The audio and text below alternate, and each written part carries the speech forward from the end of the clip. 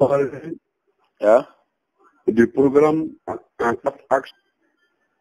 Le premier, c'est la réconciliation de la famille du football. La famille du football et la famille du football, tous les pans du football, comme les journalistes sportifs, comme les acteurs même, les présidents et nous, les footballeurs et tous les, même les supporters, parce que vous savez qu'à un moment, tous les pans de cette crise ont été divisés.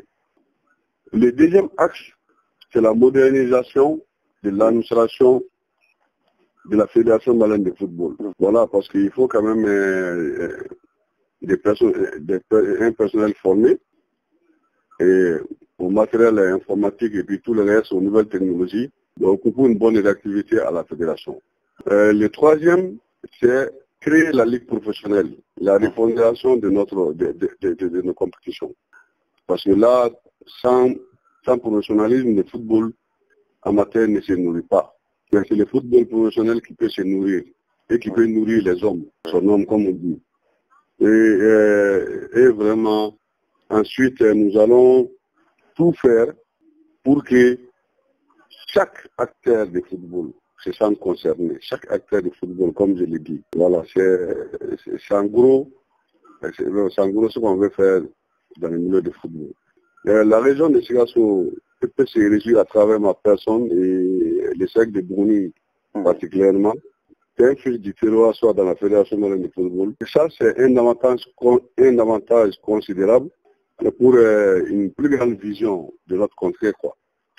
Et j'exhorte toute la population, tous ceux qui aiment le football, tous ceux qui aiment le sport en général, à se donner la main pour que notre ville, qui est Bruni, puisse quand même avoir d'autres clubs en première division plus que l'IS Bruni, et que aussi les clubs qui sont déjà affiliés puissent bien compétir, se donner la main pour qu'on ait un football uni à Bruni. Parce que quand il y a beaucoup de clubs, il y a des petites concurrences, mais il faut que cette concurrence-là soit saine. Et que nous qui sommes les dirigeants au niveau de Bruni, nous donnons la main pour le développement du football. Parce que le football est facteur de paix, le football est facteur de joie. D'accord. Bon, maintenant, est-ce que ce nouveau poste affectera votre poste de premier vice-président au niveau de l'Union sportive de Bougouni? Non, pas du tout. Parce que là, les commissions ne sont pas formées d'abord. Parce que quand nous sommes au niveau de la Fédération malienne de football, il y a 16 membres. Et tous les 16 membres ont une commission à diriger. Moi, ma commission, je ne la connais pas d'abord. À son temps, je vais vous informer, mais ça n'affectera à rien mon poste de premier vice-président de l'Union sportive de Bougouni. Si je suis aujourd'hui à la fédération, c'est grâce à l'Union sportive de Bougouni. Donc, je continue à travailler dans l'Union sportive de Bougouni, comme toujours. Et je pense que c'est le football de Bougouni qui gagne. Et on vient de voir tout récemment le football féminin de Bougouni a un peu rehaussé. Et on a vu la participation de 3 jeunes filles, c'est-à-dire du côté des filles qui sont allées représenter le Mali au Maroc, aux Jeux africains. Maintenant, est-ce que vous programmez quelque chose pour le football féminin, c'est-à-dire sur toute l'étendue du territoire et particulièrement pour ceux de la région de Sikasso? Dans les nouveaux textes de la Fédération malienne de football, je peux vous garantir qu'il y a même une commission dédiée à cela. Commission dédiée au football féminin. Et c'est une exigence de la FIFA. Et c'est cette commission qui aura une des parts les plus importantes même du financement dédié à la Fédération malienne de football et aux fédérations même en général. Donc pour vous dire que le football féminin est un football que la FIFA veut développer, aujourd'hui nous avons une autre première rencontre avec les représentants de la FIFA qui nous ont dit que effectivement, ils feront tout pour développer ce football. Parce que quand vous mettez des jeunes filles ensemble dans le sport, ça évite beaucoup de choses. Ça évite la déperdition, ça évite même les grossesses indésirées, ça évite beaucoup de choses pour les femmes.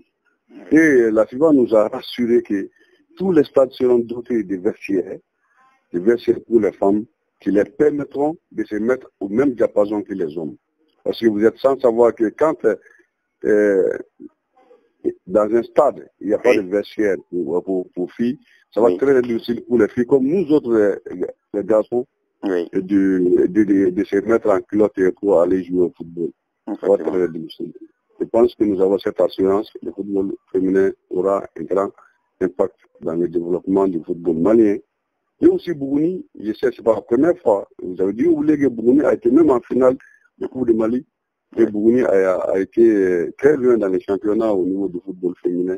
Donc, je pense que ce pan-là du football, on va tout faire pour le développer aussi. Vous un dernier message à lancer? Moi, je pense que ce que je dis, je ne peux que remercier les parents de Sigasso, mes parents de Bougouni, nos vieux et nos vieilles qui ont fait des bénédictions pour nous, le public sportif Bougouni qui a toujours été derrière nous, nos entraîneurs et nos journalistes aussi qui ont toujours été derrière nous, qui nous ont magnifiés. D'où cette année, moi-même, j'ai eu le prix des meilleurs dirigeants sportifs de chaque de Bougouni. Donc, je vous remercie encore davantage. C'est un message de réconciliation et de paix.